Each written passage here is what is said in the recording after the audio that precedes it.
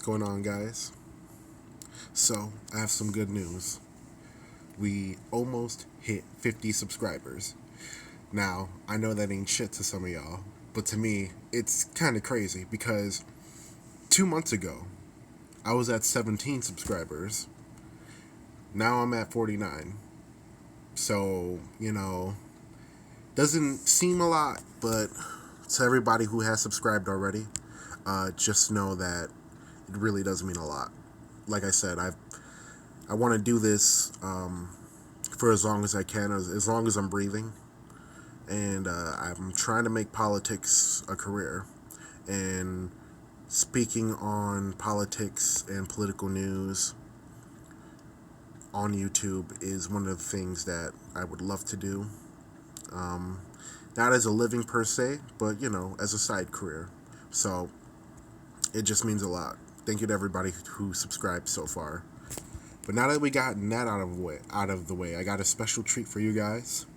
And it pretty much shows just how partisan and hacky people can be. So,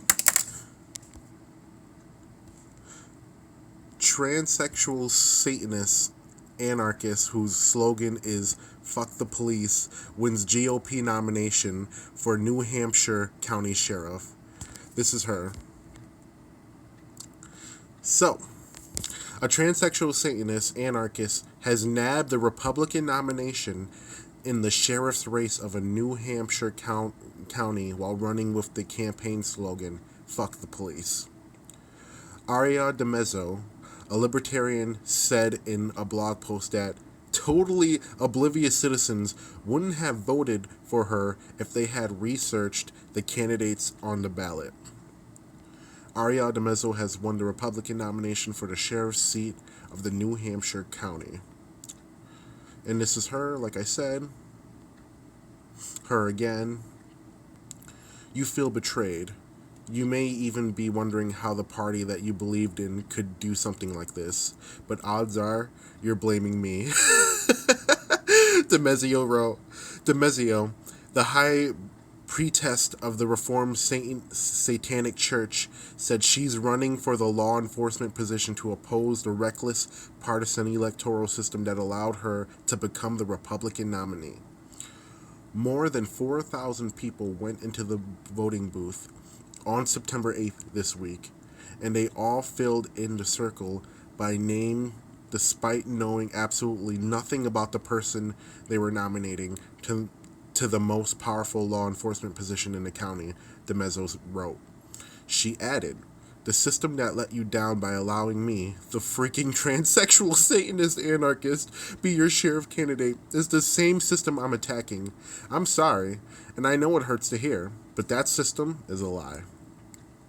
DiMezzo added that she won the election for the same reasons Donald Trump won the presidential election in 2016. What of Donald Trump, a Democrat who won the Republican nomination for president for exactly the same reason I just won the Republican nomination for Cheshire County Sheriff? It's all a lie. It's all broken, DiMezzo says. She also slammed both Republicans and Democrats as parties of hostility, aggression, taxation, military-style policing, but praised the informed citizens of a grassroots campaign to write in Earl Nelson, another longtime Republican candidate who announced he was not running this election. One person did their research prior to the election, and he spread what he found everywhere. Good on him. That is a person I respect, DiMezzo said. DiMezzo will face off against Sheriff Ellie Rivera in the November election. In another post that explains much of her platform, DiMezzo wrote that she supports the county's status as a sanctuary county for immigrants and wants cops to stop enforcing laws against harmless choices, rather than undergo racial bias training. DiMezzo is the nationally syndicated talk show host of Free Talk and teaches people how to sell Bitcoin. And this is a quick video.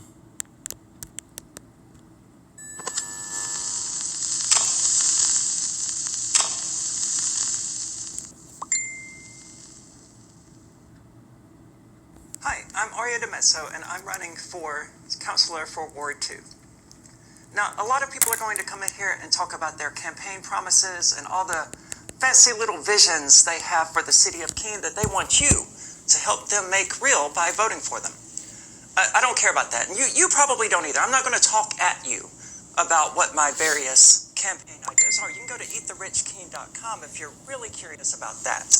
Instead, I want to talk to you about fear, because it's fear that the state uses, that the government uses to manipulate us into getting on board with all kinds of horrific ideologies. It's fear that our neighbor may use their freedom in a way that we don't approve of, that causes things like the smoking age increase here in Keene, which is absolutely ridiculous. This has had one effect. It's caused people 18 to 20 to simply go to Swansea or Marlborough, which deprives businesses in the area of that income. It's absolutely ridiculous to think that you can prohibit people from doing things because you don't like those things is completely ineffective. It's what caused the people like Al Capone of the 1920s to become prominent in the first place. And it wasn't the FBI. It wasn't the CIA, the NSA, or anyone else investigating these people that caused them to finally go away. What caused people like Al Capone to go away, and things like Budweiser, Smirnoff, and all of these other alcohol companies that operate in broad daylight to become prominent and successful, was repealing prohibition. So you want to know why this story is so interesting? Because it really, truly shows how partisan and how broken the American people truly are when it comes to finding out what type of candidate they want. I mean, she won the Republican nomination. And for my statist friends who aren't familiar with the libertarian community, she's an anarcho-capitalist. She's basically an anarchist. Now, an anarcho-capitalist is basically somebody who believes in abolishing the state while keeping the corporations and keeping businesses. So basically no state, but there's corporations, and the market pretty much regulates itself. So us libertarians, we come in all shapes and sizes, kind of like dildos, but that's another story. She said, people will do whatever they want. Social issues is where the government has always failed us. Whether it be the war on drugs, whether it be prostitution, whether it be gambling, they've always failed us. And they always are going to fail us. Because you want to know why? You can't legislate morality.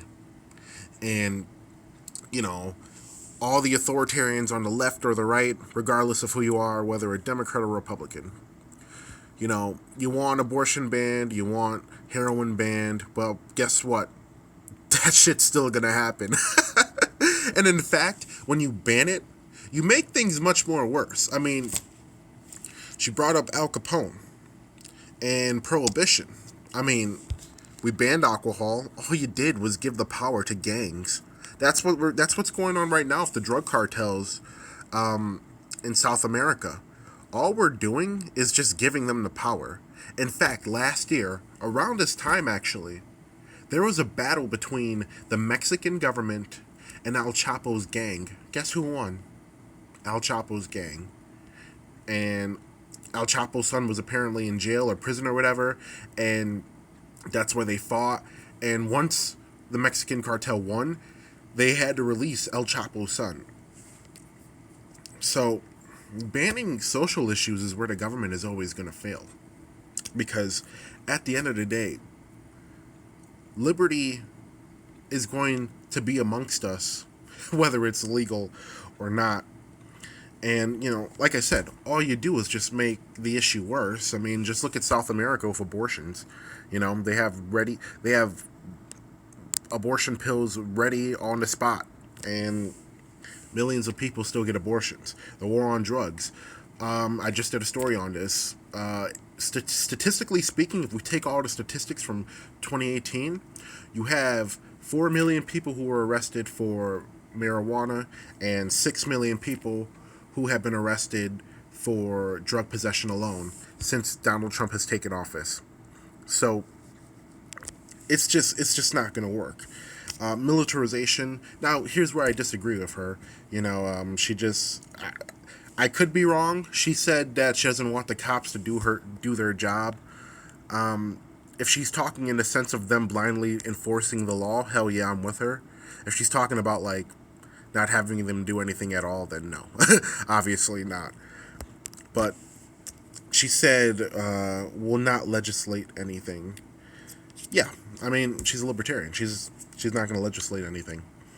And as libertarians, we are of the unpopular opinion that you have a right to do whatever the fuck you want to do, so long as you're not harming anybody else. That's basically what we believe, And like I said, we come in many shapes and sizes, and I probably disagree with her wholeheartedly on her economics, but she sounds like a staunch libertarian, which is great. No matter what type of libertarian you are, as long as you are running and getting shit done like she is, then who cares?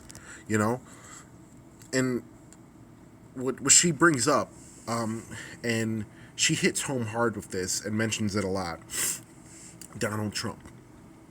Okay, the GOP elected basically a liberal from New York City who decided to change his views last minute, and he won.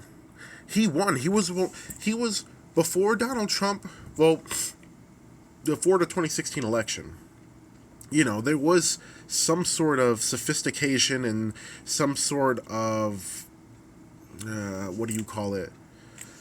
Some sort of class. I guess you could say that. They always kept it classy. All the candidates always kept it classy.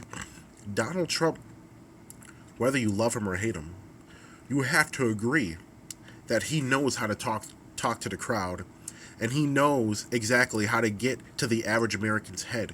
He didn't have to use any fancy schmancy words. He has said some crazy shit, and despite him saying a bunch of outrageous, crazy shit, he still won. And it pretty much, and even though he's a Republican president, this man has advocated for red flag laws, and he's for gay rights. I think he's for abortion up into a specific term, but he ran off of populism. He ran off of ending the wars, getting better deals for us trade-wise, and he won. And he was able to bullshit his way through the whole GOP nomination.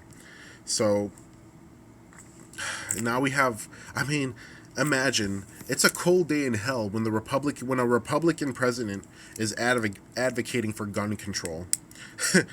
But I just thought this was a very interesting article. I hope DiMezzo kicks ass, and I hope she wins. We need much more sheriffs like her in office. There's too much law and order candidacy going on right now. And we need more libertarians. Whether you're on the left or the right, we need more libertarians running for office. So, good for her. I'm totally on board with her, and I wish her the best.